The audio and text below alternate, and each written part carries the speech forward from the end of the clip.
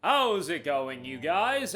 Fresh off of winning a lot of awards, Black Myth Wukong gets a massive update, including PlayStation 5 Pro support, and its performance was definitely one of the areas where the game did have some issues. I played the game on PC, and my experience was pretty good on PC, but I heard from a lot of people that had their main playthrough on PS5 that they had a lot of issues on there in terms of, just some of the stuff not looking great, performing as good, but thankfully, a lot of updates rolling out right now, and it's not like the game was a mess or anything like that. It's just sometimes we want absolute perfection. I think there were just a few issues with Black Myth Wukong. I had a few issues here and there on PC, but nothing game-breaking whatsoever. So Black Myth Wukong update 1.000.013. New features are dropping. A ton of new updates are rolling out with the game, and major updates note new gameplay challenge. It's tough to confront the old rivals anew, but the great stage will always prevail. After completing the game at least once, the Destined One can find a challenge at any Keeper's Shrine. There are two types of challenge available: Return of Rivals and Gauntlet of Legends. Return of Rivals notes the Destined One can challenge a former opponent to a duel, choosing from 3 levels of difficulty. If any opponents remain undefeated in the main game, the corresponding rebattle will be unavailable. Gauntlet of Legends, the Destined One can battle against multiple opponents in succession using customized cursors to tailor the difficulty. This mode can be difficult as some opponents may surprise you with new moves. Proceed with caution. If any opponents remain undefeated in the main game, the related gauntlet will be available, completing any gauntlet rewards players with new rare treasures, medicine, drinks and soaks, curious, a stone tiger tally. A variety of new items will be rolling out, including some new weapons. New game feature, Journeyer's Chart. A remarkable one has captured these landscapes, organizing them into charts for guidance and marking. A journey's chart can be unlocked when the Destined One first enters Blackwood Mountain and meets the Keeper. Afterwards, for each new territory reached, a Journeyer's Chart can be purchased at the Keeper's Shrine. I think that's great. That's a great addition to the game. Okay, that is awesome. As the year comes to a close, they also note new equipment armor set of opulence. We wish all Destined Ones an early happy Chinese New Year. May you have joy and prosperity all year round. 4 special armor pieces have been crafted to celebrate the upcoming Chinese New Year. After installation, all Destined Ones can claim these directly through Trailblazer's Gift at any Keeper's Shrine. Now, I actually thought they would have tied in the Chinese New Year to the DLC when they ultimately announced that. However, given that this is an early update, Chinese New Year is still a little bit away, I could easily see the announcement coming right around there. I just feel like it would be malpractice, like promotional malpractice, to not do something like that. Just from a marketing standpoint, I just feel like it would be incredibly the timing would be great, and I'm not saying it would have to come out right away to meet the Chinese New Year, but to come out, sometime in the fall or something like that, or the summer, 1 year after the release of the game, that makes so much sense to me. Okay, also, Black Myth Wukong's PS5 Pro support is live right now, so let's go over everything. PS5 and PS5 Pro support and optimization. PS5 Pro now supports PlayStation Spectral Super Resolution PSSR. By enabling it, you can achieve a high-definition visual experience by selecting either quality mode or balance mode in settings. The system supports 120Hz output. When enabled in balance mode, it maintains the stable 40 FPS output. If you encounter any visual anomalies, you can turn it off in PS5 settings, which is great.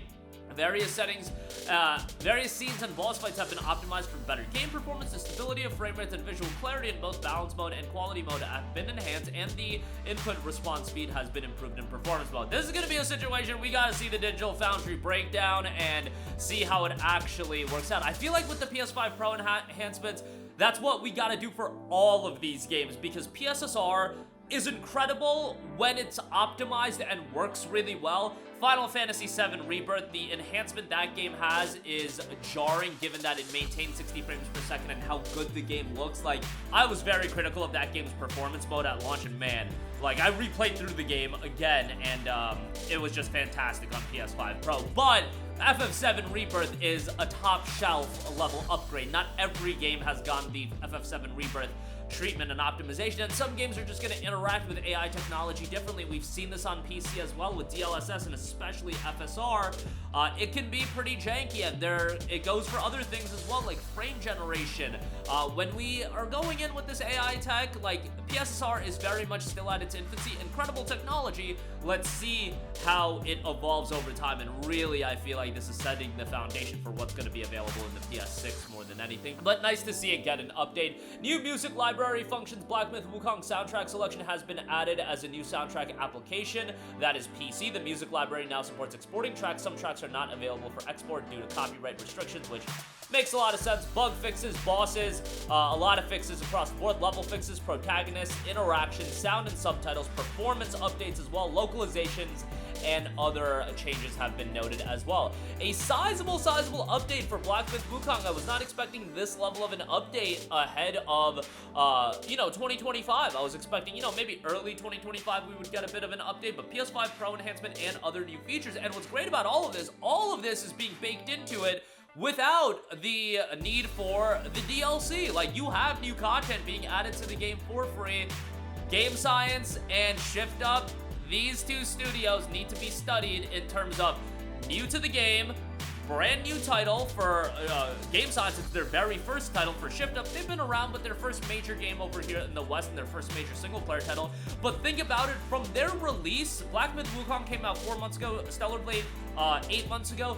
Think about all of the goodwill that they've built with the gamer just by the end of the year, just by a couple of months. They dropped a great game, and now they continually update it, and now they both are going to be two studios that people are going to have an eye on. Now, it's very much easier to be in the Shift Up and Game Science position where you haven't done any damage. When you've done a Ubisoft and you've damaged your rep quite a lot and you've damaged the goodwill and you've burned that goodwill to ashes, it's possible to rebuild it, don't get me wrong. Hello Games was at a much different place in 2016 versus 2024. It is absolutely possible to rebuild it.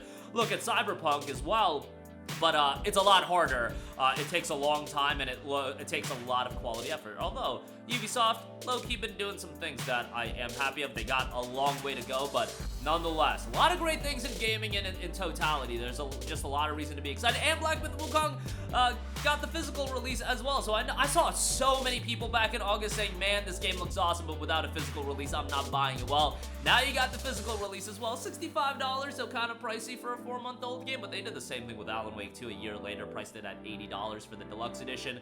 Nevertheless, update here, PS5 Pro enhancement, and on top of that, look out for 2025. We'll probably hear something about the DLC then. So a lot of things to be excited about in 2025, especially if you're like a challenging action RPG fan, let's just say that way, since I know Black Myth, people don't like calling it a Souls-like. You got Elden Ring, Night Rain as well, you got Black Myth Wukong, and you've got so many. 2025 is going to be a big year, man, and a lot of reasons to be excited. But for now, round out the year, if you have yet to play Black Myth Wukong, go grab yourself a physical copy, download the update, give the game another look. Love the setting, love the vibe of the game, the atmosphere. Not really my cup of tea. I'm old and washed up, and these challenging action RPGs aren't really for me anymore, but I still had a good time with it. But that'll do it for me. Let me know all of your thoughts in the comment section down below. Sound off there. Thank you for watching, and goodbye. Hey guys, we hope you enjoyed the video, and if you did, make sure to hit the subscribe button, and if you're already subscribed, do us a favor and hit the bell icon. This way you'll be notified whenever we post a new video. That's the best way to keep up with all of our uploads, and we usually try to upload 2 videos a day. And with the bell icon hit, you'll be notified whenever we do upload a video. As always, thanks for watching.